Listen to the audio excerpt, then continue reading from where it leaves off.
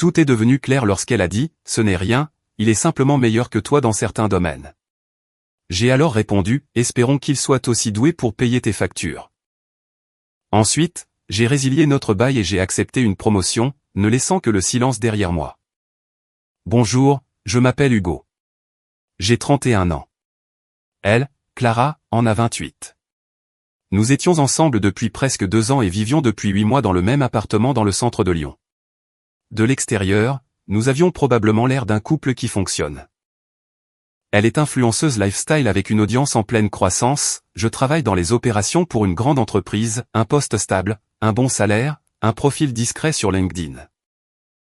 Je suis le genre d'homme qui planifie sur 5 ans et qui règle les factures par prélèvement automatique bien avant la date d'échéance. Clara est intense, c'est la façon la plus aimable de la décrire. Tout tourne autour de l'énergie, des vibes et de ce qui correspond à sa marque personnelle. Quand elle est de bonne humeur, elle est magnétique. Sinon, vivre avec elle, c'est comme partager son foyer avec une manager déçue qui aurait oublié de quitter le bureau. De petites remarques, des gestes d'agacement quand je disais quelque chose de travers, des rappels constants que j'étais trop logique ou pas assez tourné vers l'émotionnel. Malgré tout, je l'ai soutenue financièrement et émotionnellement sans me plaindre. Dès le début, elle avait été claire sur le fait que ses revenus issus des partenariats étaient irréguliers. Je me suis dit que ce serait temporaire. J'ai commencé par couvrir une plus grande partie du loyer, puis j'ai pris en charge les charges, et ensuite les dîners au restaurant, car, selon elle, partager l'addition en public renvoyait une mauvaise image. Je n'ai pas aimé cette phrase, mais j'ai laissé passer. Les fissures sont apparues il y a quelques mois. Elle est devenue secrète avec son téléphone, non pas par culpabilité, mais agacée par ma simple proximité. Si je demandais avec qui elle parlait, elle répondait « Pourquoi as-tu besoin de le savoir ?» comme si la curiosité était un défaut. Elle a commencé à me comparer à des hommes que je ne connaissais même pas. Il y a des hommes plus ambitieux, certains comprennent ce que c'est que d'être dans une bonne dynamique. Toujours vague, toujours juste assez pour me mettre mal à l'aise. Jeudi dernier, nous étions dans la cuisine. Je relisais la lettre d'offre pour une promotion, plus de responsabilités, un meilleur salaire, plus d'heures.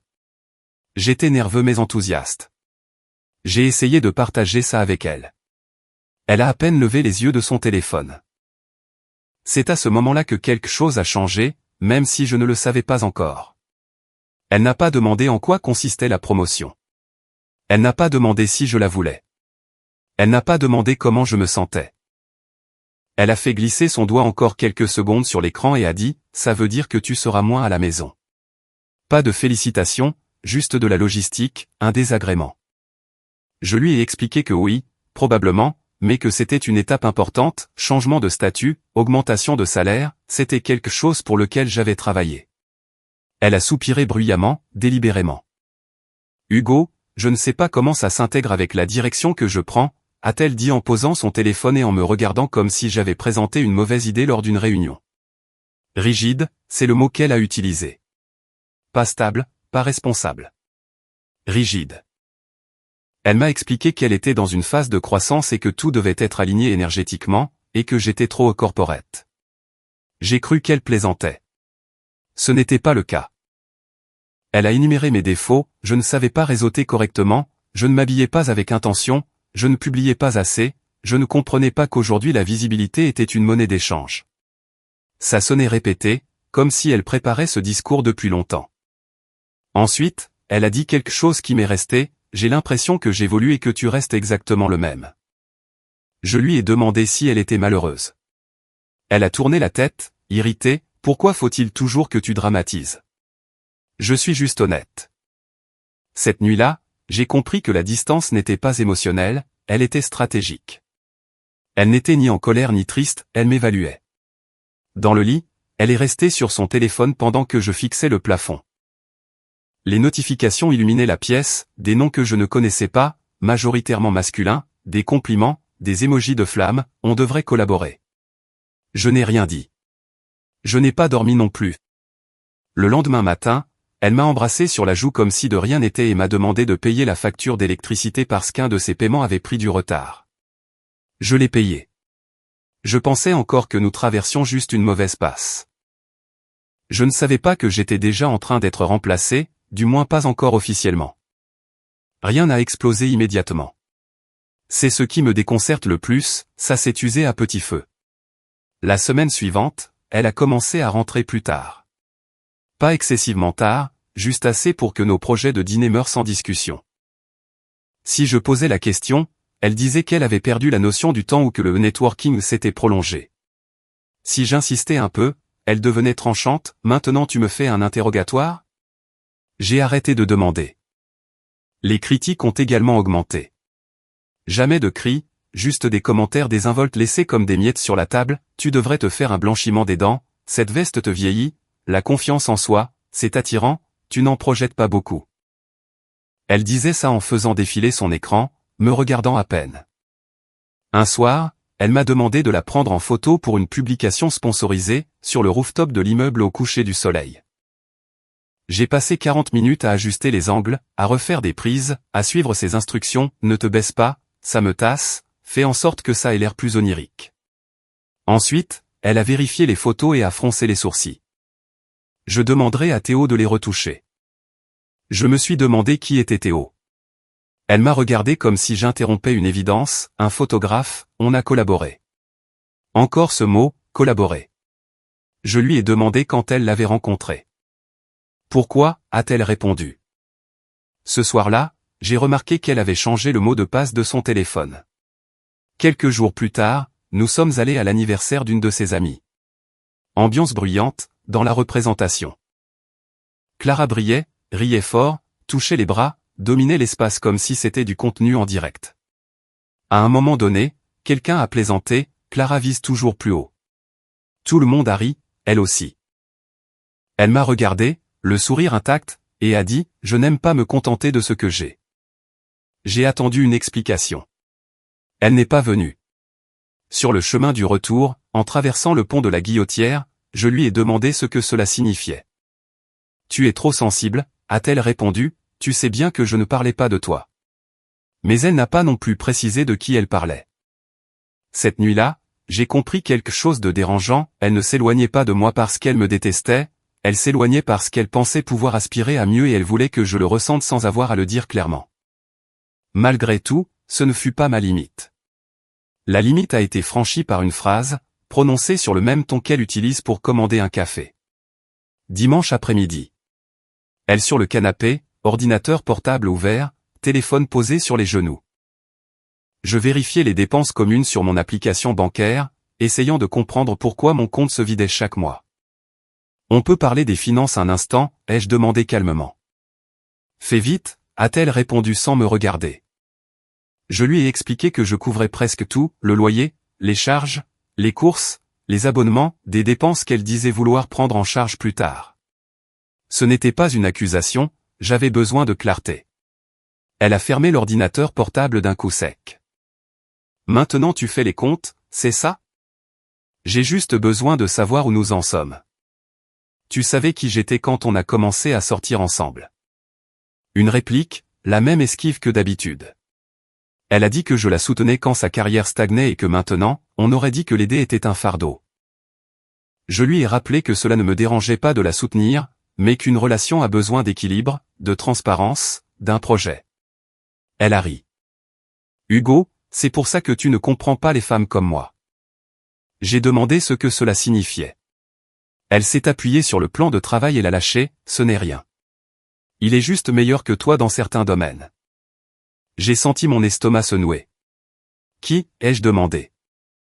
Elle a soupiré d'impatience, Théo, détends-toi. Il ne s'est rien passé, il me comprend juste mieux sur le plan créatif et social. Il ne transforme pas tout en tableur Excel et en facture. Je lui ai demandé si elle avait eu une relation inappropriée avec lui. Elle a levé les yeux au ciel. Pourquoi penses-tu toujours à ça? Ce n'était pas un non. Puis elle a ajouté, presque avec gentillesse, tu devrais être assez sûr de toi pour ne pas te sentir menacé. À ce moment-là, quelque chose en moi est devenu silencieux. Je n'ai pas discuté, je n'ai pas crié. J'ai juste dit, alors qu'il soit aussi meilleur pour payer tes factures. Elle est restée immobile. Pour la première fois depuis des mois, elle semblait vraiment confuse. Elle m'a regardé, attendant que j'ajoute quelque chose. Tu es sérieux, a-t-elle demandé. J'ai hoché la tête, sans drame, sans arrogance, juste fatigué. Elle a ri à nouveau, plus sèchement, maintenant tu me punis. Je pose des limites, ai-je répondu. C'est ça, ce que tu dis toujours que je dois apprendre. Hugo, tu deviens trop émotionnel. C'était son mot préféré quand elle ne voulait pas assumer ses responsabilités. Je lui ai dit que j'allais faire un tour, que j'avais besoin d'air. Elle m'a demandé de ne pas faire de drame. Malgré tout, j'ai pris ma veste et je suis sorti. Pendant que je marchais le long des quais du Rhône, mon téléphone a vibré. Ce n'était pas elle, c'était mon responsable. Il voulait savoir si j'avais déjà réfléchi à la promotion. Ils avaient besoin d'une réponse avant lundi. Le poste impliquait une relocalisation temporaire à Paris, un autre bureau, de plus grande responsabilité. Il m'a dit quelque chose qui m'est resté, ce sont les opportunités que les gens regrettent d'avoir refusées. À la fin de l'appel, je suis resté debout sur le trottoir pendant plusieurs minutes. De retour à l'appartement, Clara enregistrait une story devant le miroir. Anneaux lumineux allumés, musique en fond. Elle m'a regardé à travers l'écran et a articulé en silence, 1 seconde. J'ai attendu. Elle a terminé, s'est sourie à elle-même puis s'est tournée vers moi comme si nous reprenions une discussion mise en pause. Tu as fini ton caprice, m'a-t-elle demandé. À ce moment-là, j'ai compris qu'elle n'avait pas peur de me perdre, cela l'agaçait juste que je ne réagisse pas comme d'habitude. Je lui ai posé une question simple, si demain j'arrête de tout payer, que se passerait-il? Elle a froncé les sourcils. Pourquoi ferais-tu ça? C'est une hypothèse. Elle a croisé les bras. Tu ne le ferais pas. Tu n'es pas ce genre d'homme. Tu ne peux pas. Tu ne le ferais pas. Là, j'ai compris comment elle me voyait. Pas comme un petit ami, mais comme une infrastructure. Cette nuit-là, pendant qu'elle dormait, j'ai ouvert mon ordinateur portable et j'ai relu les détails de la promotion. Ensuite, j'ai vérifié notre contrat de location pour l'appartement meublé. Préavis d'1 mois, tout à mon nom. Non, je n'ai pas ressenti de colère. J'ai ressenti du calme. Ce calme qui apparaît quand la décision a déjà été prise quelque part au fond de soi. Au matin, Clara dormait encore et j'organisais déjà mon départ. Je ne lui ai rien dit dans l'immédiat. Les jours suivants, j'ai agi normalement. Ni distant ni affectueux, juste neutre. J'allais au travail, je rentrais. Je ne couvrais pas les dépenses supplémentaires, je cuisinais pour moi, je laissais le silence parler. Elle l'a remarqué. Tu es bizarre, m'a-t-elle dit un soir alors qu'elle vérifiait les commentaires sur son téléphone. J'ai dit quelque chose qui t'a dérangé. J'ai failli rire, comme si ça n'avait pas été délibéré. Je suis occupé, ai-je répondu, pensif. Elle a acquiescé comme si le sujet l'ennuyait. Ne te prends pas trop la tête, c'est là que tu t'enfonces. 2 jours plus tard, j'ai donné ma réponse à mon responsable. Oui, j'acceptais la promotion. Relocalisation temporaire à Paris, prise de poste immédiate. Tout a commencé à bouger à une vitesse inattendue, comme si en disant oui, l'univers avait décidé d'arrêter de tergiverser. L'après-midi même, j'ai envoyé par lettre recommandée le préavis à l'agence immobilière, 30 jours, légal et propre. Mon nom retiré du bail, contrat de service transféré, abonnement internet résilié. Tout ce qui m'était lié, déconnecté en silence. Je ne disais toujours rien à Clara. Je voulais voir combien de temps elle resterait à l'aise sans savoir que le sol était déjà en train de bouger. Le premier signe fut la livraison des courses qui n'est pas arrivée. Tu as oublié de repasser commande, a-t-elle demandé pendant que je préparais le café. Je n'ai pas répondu tout de suite. Non, je ne l'ai pas fait. Elle m'a regardé. Qu'est-ce que ça veut dire, que tu ne l'as pas fait? Elle a cligné des yeux, en train d'assimiler. Alors tu vas. Elle a serré la mâchoire. Hugo, qu'est-ce qui se passe? Tu as dit que Théo était meilleur dans certains domaines. J'ai pensé que c'était le bon moment pour arrêter de concourir. Elle a ri, mais cela semblait forcé. Tu te comportes comme un enfant. Je suis cohérent. Ce soir-là, elle a commandé à manger avec sa carte. J'ai entendu son soupir quand elle a vu le total. Le lendemain matin, elle m'a demandé si j'avais déjà payé le loyer du mois suivant. Je n'ai pas répondu. Elle a relevé la tête brusquement. C'est juste que j'ai déjà donné mon préavis. Ce fut la première fois que j'ai vu de la panique sur son visage. Pas de la peur, une panique calculatrice. Tu ne peux pas faire ça, on vit ici. Pour l'instant, ai-je répondu. Elle m'a regardé comme si j'avais enfreint une règle sacrée. Pour la première fois, elle ne semblait pas puissante, elle semblait prise au dépourvu, et j'étais déjà émotionnellement détaché. Quand la panique s'est installée, elle a changé de stratégie. Elle est devenue gentille. Pas sincèrement gentille, stratégiquement gentille. Le lendemain matin, elle m'a préparé du café, elle a même utilisé ma tasse, celle qui, disait-elle toujours, gâchait son esthétique. Elle m'a interrogé sur mon travail, si j'avais bien dormi. Elle m'a frôlé le bras en passant dans la cuisine. Tu as été très distant, a-t-elle dit à voix basse. Je n'aime pas quand on est comme ça, tous les deux. Second est réapparu. Je suis occupé à préparer un déménagement, lui ai-je dit. Elle a cligné des yeux. Un déménagement? La promotion nécessite une relocalisation temporaire. Son sourire s'est figé. Tu n'as jamais mentionné ça. J'ai mentionné la promotion, tu n'as posé aucune question. Elle s'est assise en face de moi et s'est penchée en avant. Hugo, ne faisons rien d'impulsif. Tu réagis de manière excessive à une conversation. Une conversation, ai-je répété. Elle a fait un geste de la main. Tu sais ce que je veux dire. Ton ego est blessé et maintenant tu veux prouver quelque chose. Je lui ai posé une autre question simple, si je n'avais pas entendu ta comparaison et si j'avais continué à payer et à sourire, me l'aurais-tu dit? Elle a hésité. Cette pause était suffisante. Elle a changé de tactique. Tu vas tout gâcher par jalousie, pour Théo? Je n'ai pas répondu à ça. Je pars parce que j'ai compris qu'en tant que personne, je suis optionnel pour toi, mais en tant que ressource, je suis indispensable. Son expression s'est durcie. C'est injuste. Vraiment? À quand remonte la dernière fois que tu as planifié quelque chose pour nous, que tu as publié une photo de moi, que tu m'as demandé comment j'allais sans avoir besoin de quelque chose? Elle s'est levée brusquement. C'est épuisant. Tu es en train de réécrire l'histoire. Non, je la lis enfin avec clarté. Cette nuit-là, elle a dormi en me tournant le dos. La lueur du téléphone éclairait l'obscurité. Je l'ai entendu taper de longs messages, probablement pour limiter les dégâts ou chercher un remplaçant. Le lendemain matin, elle a demandé si Théo pouvait passer pour discuter. J'ai failli rire. Non. Il peut t'aider à faire tes cartons. Là, elle a explosé. Tu te crois supérieur, a-t-elle dit, mais sans moi, tu n'es qu'un autre homme ennuyeux avec un salaire. Je l'ai regardé vraiment et je n'ai rien ressenti. Non, ai-je répondu calmement.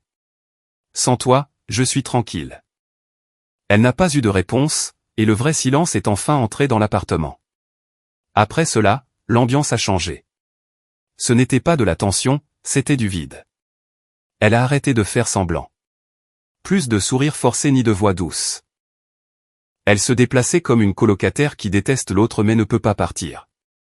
Des portes claquaient plus fort, de la vaisselle dans l'évier, des soupirs passifs-agressifs. 2 jours plus tard, la première facture a été rejetée. Et, a-t-elle dit depuis le canapé en feignant le naturel, tu as changé quelque chose pour la box internet? Elle est résiliée, ai-je répondu tout en lassant mes chaussures. Comment ça, résiliée? Je dois travailler, moi. Tu ne peux pas faire ça, Hugo. J'en ai besoin, je travaille en ligne. Je me suis arrêté à la porte. Alors assure-toi que celui qui te l'installe la paie. Cela l'a mise en colère. Elle m'a suivi dans le couloir, élevant la voix avec juste assez de contrôle pour ne pas paraître hystérique. Tu fais ça pour me blesser, n'est-ce pas? Je le fais pour arrêter de me blesser moi-même. Elle a ri avec amertume. Alors quand tu n'obtiens pas ce que tu veux, tu fuis. Je me suis tourné vers elle. Non, je pars quand je réalise que je suis toléré, pas valorisé. Ce soir-là, j'ai emballé en silence l'essentiel. Vêtements, documents, ordinateur portable. Elle observait depuis le pas de la porte, les bras croisés. Tu crois que tu gagnes, a-t-elle dit, mais tu vas le regretter.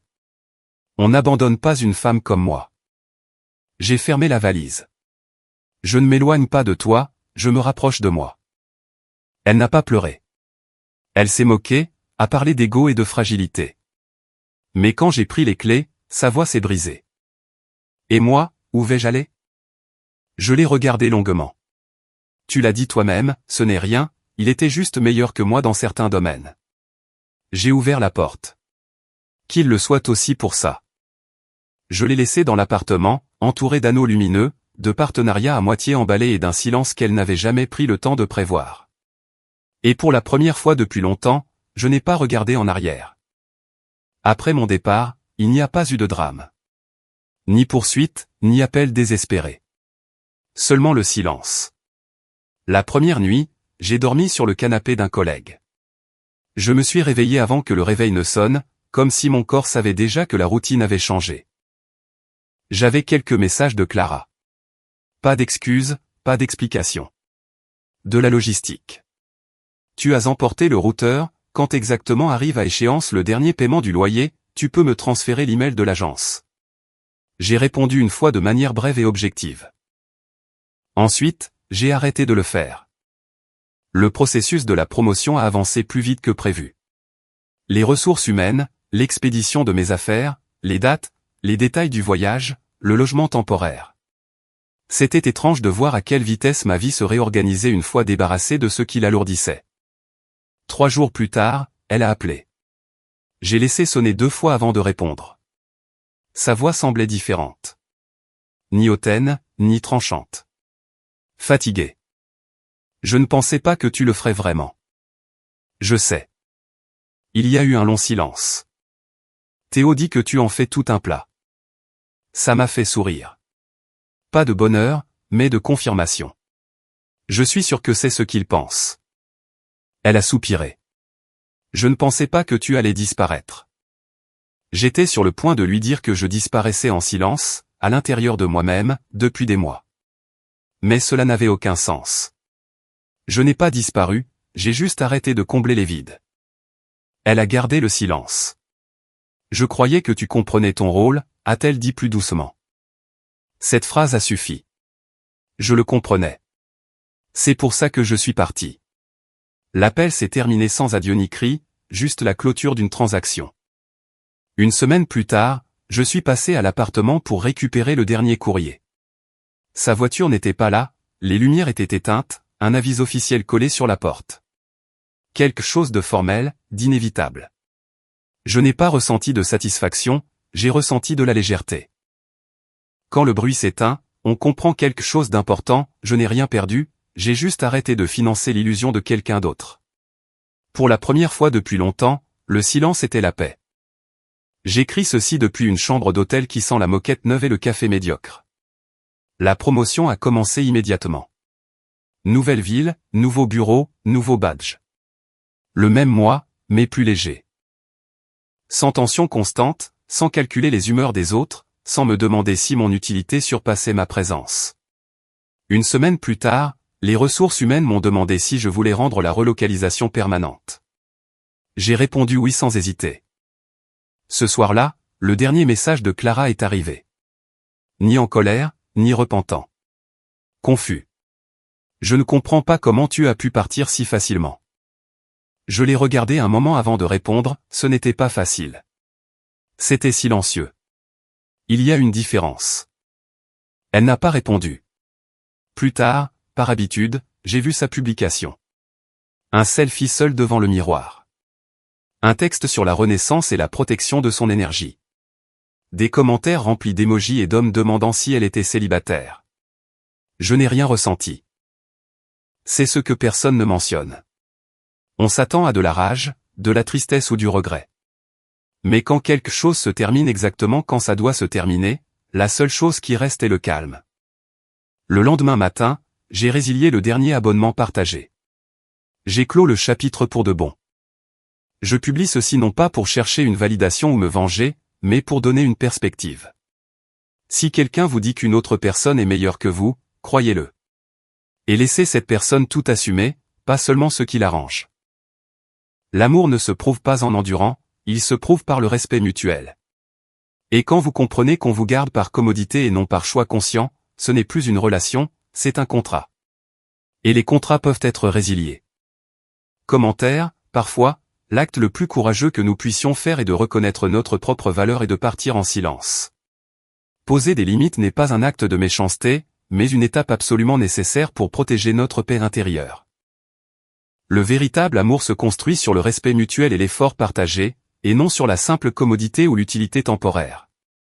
La guérison commence au moment précis où nous arrêtons d'essayer de prouver notre valeur à ceux qui refusent délibérément de la voir. Nous sommes les seuls responsables des environnements que nous tolérons et des personnes que nous laissons entrer dans nos vies. Être bienveillant envers soi-même signifie souvent avoir le courage d'accepter la réalité d'une situation plutôt que de s'accrocher à une illusion confortable. Choisir la tranquillité au lieu du conflit est un signe profond de croissance personnelle et de grande maturité émotionnelle. Je vous invite à prendre un instant pour réfléchir à vos propres relations et à vous assurer que vous êtes sincèrement apprécié pour ce que vous êtes. Vous méritez de vivre dans des espaces où votre présence est célébrée et non simplement tolérée. Si vous avez aimé, n'oubliez pas de laisser un commentaire et de soutenir la chaîne en vous abonnant. À bientôt pour les prochaines stories.